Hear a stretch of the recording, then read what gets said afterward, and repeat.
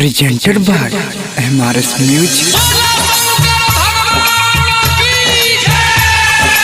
महिमा डीजे, महिमा डीजे, महिमा डीजे, धोले कान्हे पकावर भोला छै गे तोरा सावर दे तो जिंदगी सवारी तोरा गे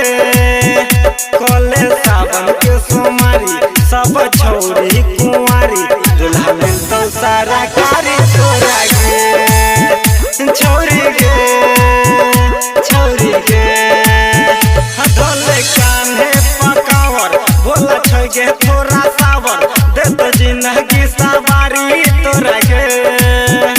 कोले सावन के सोमारी सब छौरी कुंवारी दुल्हा में तो सारा कारी तोरा गे छौरी गे छौरी गे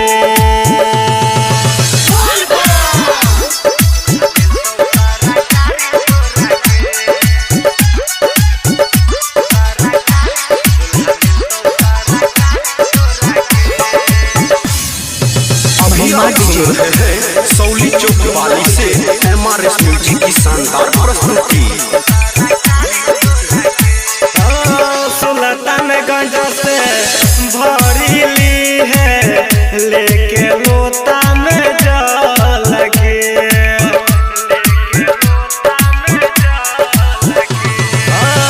जाए के पड़तो सुने के छौरी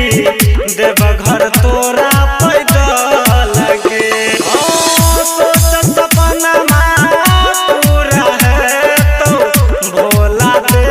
तो फल गे धोले कान्हे पकावर भोला छै गे तोरा सावर दे तो जिंदगी सवारी तोरा गे हकले सावन के सोमारी सब छौरी कुंवारी दुल्हा में तो सारा कारी तोरा गे छौरी गे छौरी गे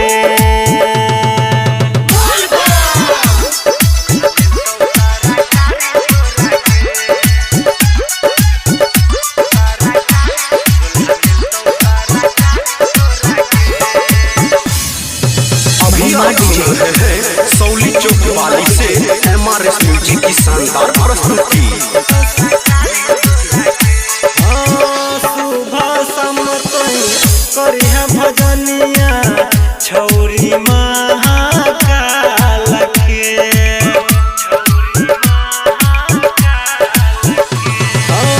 सुबह समतोई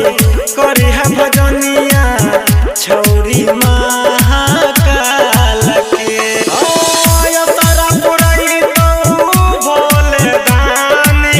लगत लगाना यही साल में जाय छै राजा राहुल साथे तिलक शोभै छै माथे कहे संजित छै महिमा भारी गे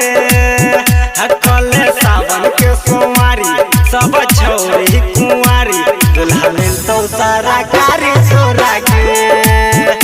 छौरी गे